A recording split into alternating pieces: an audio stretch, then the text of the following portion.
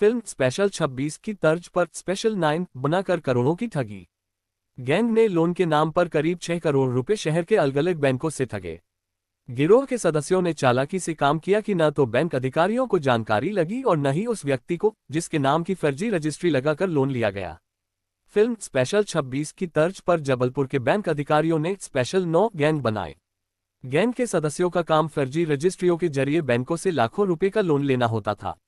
आप भी जानिए कि इस गैंग ने फर्जी रजिस्ट्रियां कैसे तैयार की और उनके जरिए बैंकों को करोड़ों का चूना कैसे लगाया। गैंग के सदस्यों ने शुरुआत में सरकारी बैंकों को टारगेट किया, लेकिन सफलता नहीं मिली। ऑनलाइन केवाईसी के सर्च के दौरान बैंक अधिकारियों को पता चल जाता था कि ये डॉक्यूमेंट सही नहीं है और लोन एप्लीकेशन रिजेक्ट हो जाती थी। इस वजह से गैंग ने प्राइवेट बैंकों को निशाना बनाना शुरू कर दिया। मकसद पूरा हो जाने के बाद स्पेशल 9 गैंग में पैसों का बंटवारा काम के आधार पर होता था। किसका क्या काम है, कितना कठिन है, उस हिसाब से पैसा बांटा जाता था। चूंकि प्रवीण पांडे अकाउंट होल्डर था और लोन के लिए फर्जी रजिस्ट्री लगाने के बाद जो पैसा खाते में आता था वह प्रवीण पांडे के नाम पर आता था। खाते में पैसा आने के बाद गिरोह के सभी 9 सदस्य किसी होटल में इकट्ठा होते और फिर अनुभव, संदीप और विकास के इशारे पर रुपयों का बंटवारा होता था। उस दिन अगस्त महीने की 5 तारीख थी और सुमित घर पर खाना खाकर अपने काम से निकलने ही वाला था कि हिंदुजा बैंक के कुछ कर्मचारी उसके घर पहुंचे। परिचय के बाद बैंक कर्मचारियों में से एक कर्मचारी ने सुमित से कहा, आपने अभी तक अपने लोन की एक भी किस्त जमा नहीं की है और न ही बैंक से संपर्क किया। आपने अपना मोबाइल भी बंद कर रखा है। बैंक कर्मचारी की बात सुनकर सुमित अचरज में पड़ गया। उसने बैंक कर्मचारियों से कहा, आप शायद गलत पते पर आ गए हैं। मैंने तो बैंक से अभी कोई लोन नहीं लिया है। हाँ, लोन के लिए प्लॉट की रजिस्ट्री की फोटोकॉपी जरूर एक कर्मचारी को दी थी। देखिए, आपके नाम से हिंदुजा बैंक में 20 लाख रुपए का लोन लिया गया है, जिसकी एक भी किस्त आपके द्वारा नहीं भरी गई है। अगर आप किस्त जमा नहीं करेंगे तो आपका ये प्लॉट बैंक बंधक रख लेगी। बैंक कर्मचारी ने कहा। सुमित ने बैंक कर्मचारियों को समझाने की लाख कोशिश की, मगर वह सुमित की बात पर भरोसा करने को तैयार नहीं थे। दूसरे दिन सुमित ने हिंदुजा बैंक जाकर बैंक अधिकारियों से मुलाकात की तो बैंक अधिकारियों ने उसे लोन के सारे कागजात दिखा दिए। सुमित ये देखकर दंग रह गया कि उसके नाम के कागजात जमा करके किसी ने लोन ले लिया था। मध्य प्रदेश के शहर जबलपुर के गड़ाफाटक इलाके में रहने वाले सुमित काले ने इस मामले की शिकायत स्थानीय पुलिस और वरिष्ठ अधिकारियों से की, मगर उसे आश्वासन के अलावा कुछ नहीं मिला। सुमित ने किसी से सुना था कि स्पेशल टास्क फोर्स एसटीएफ को जटिल से जटिल मामलों को सुलझाने में महारत हासिल है। इसलिए सुमित ने 10 अगस्त 2024 को एसटीएफ का दरवाजा खटखटाया। सुमित अपनी लिखित शिकायत लेकर एसटीएफ के जबलपुर ऑफिस पहुंचा और एक कमरे के बाहर लगी हुई नेम प्लेट को उसने ध्यान से पढ़ा। नेम प्लेट पर संतोष तिवारी, डीएसपी, एसटीएफ पढ़कर उसने बाहर बैठे अर्दली को बताया कि वह डीएसपी सर से मिलना चाहता है। अर्दली ने डीएसपी संतोष तिवारी को जाकर बताया, सर, एक युवक किसी काम से आपसे मिलना चाहता है। उन्होंने परमिशन देते हुए उसे अंदर भेजने को कह दिया। अंदर की आवाज सुमित को साफ सुनाई दे रही थी। अर्दली बाहर आकर उससे कुछ कहता, इसके पहले ही सुमित डीएसपी के केबिन में दाखिल हो गया। सुमित ने उन्हें एक लिखित शिकायत देते हुए कहा, सर, मेरा नाम सुमित काले है। मैं एक बिल्डर की कंस्ट्रक्शन साइट पर काम करता हूं। किसी ने मेरे प्लॉट की फर्जी रजिस्ट्री बैंक में देकर मेरे नाम से लोन लिया है। लेकिन ये कैसे संभव है? बैंक में रजिस्ट्री के अलावा दूसरे कागजात भी तो लिए जाते हैं। डीएसपी संतोष तिवारी बोले, सर, यही तो मेरी समझ में नहीं आ रहा कि मेरे नाम के फर्जी आधार कार्ड, पैन कार्ड बनाकर हिंदुजा बैंक में किसी और को सुमित काले बनाकर खड़ा कर एक प्लॉट की रजिस्ट्री जमा कर कैसे लाखों रुपए का लोन लिया गया है। सुमित बोला। जालसाजी में क्यों शामिल हुए बैंक अधिकारी? सुमित ने डीएसपी संतोष तिवारी को बताया कि उसने कुछ महीने पहले एक बैंक कर्मचारी को लोन के लिए रजिस्ट्री की फोटोकॉपी दी थी, लेकिन उसने लोन नहीं लिया था। सुमित की शिकायत को गंभीरता से लेते हुए डीएसपी संतोष तिवारी ने सुमित को जांच करने का भरोसा दिलाया। डीएसपी ने इस पूरे मामले की जांच का जिम्मा इंस्पेक्टर निकिता शुक्ला को सौंपा।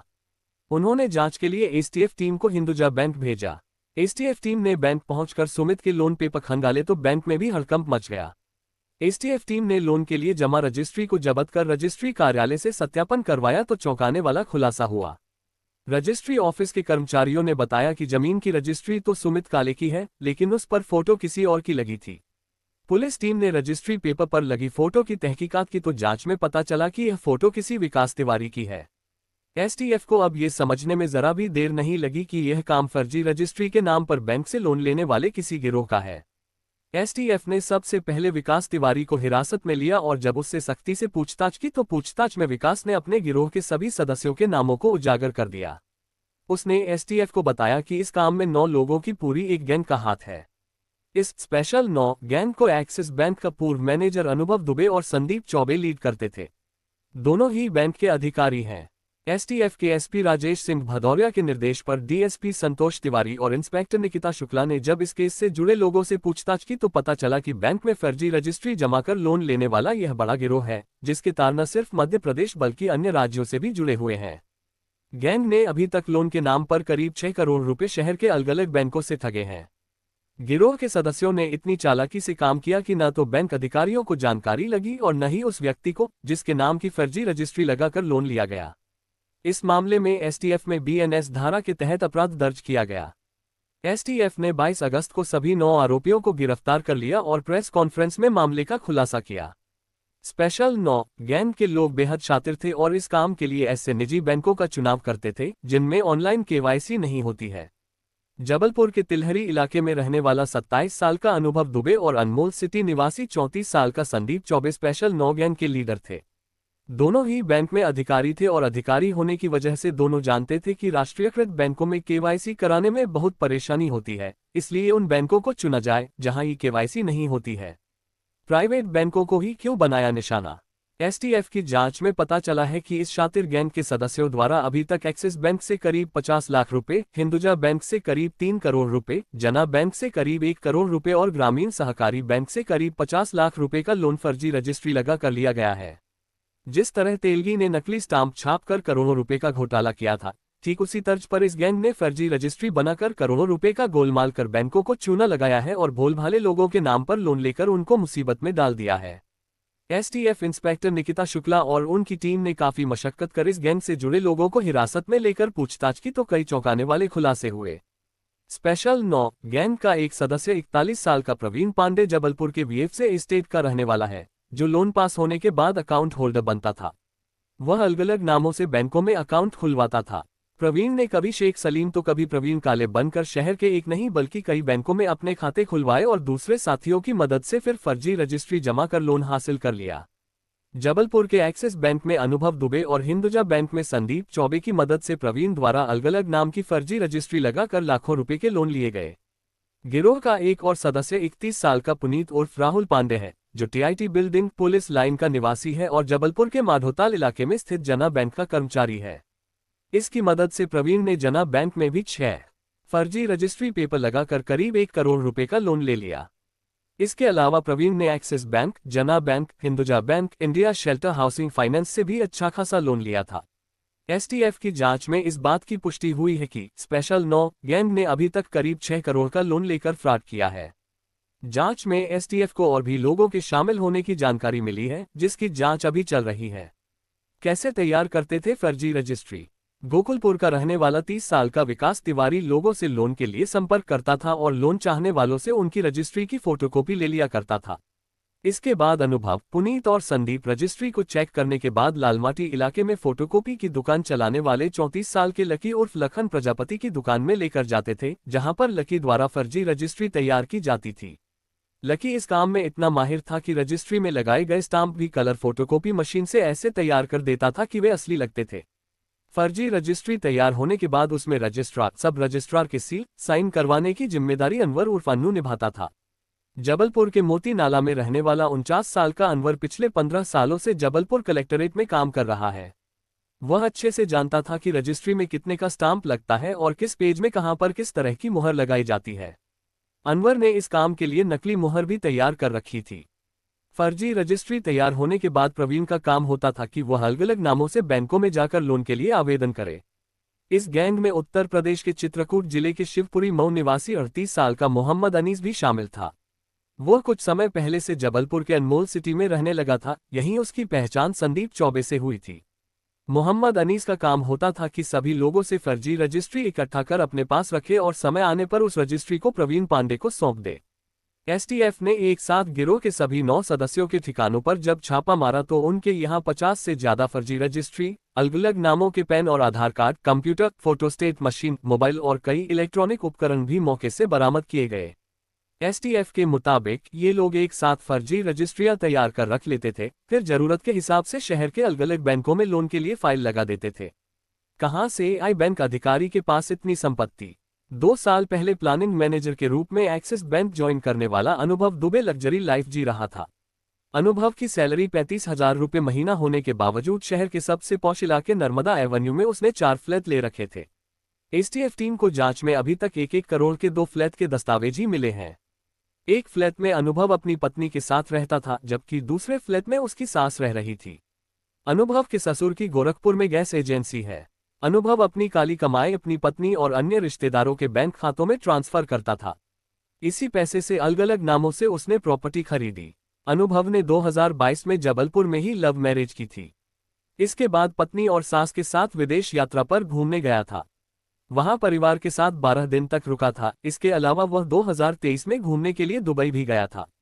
वह हर 6 महीने में पत्नी और रिश्तेदारों के साथ हॉलिडे टूर पर विदेश जाता था।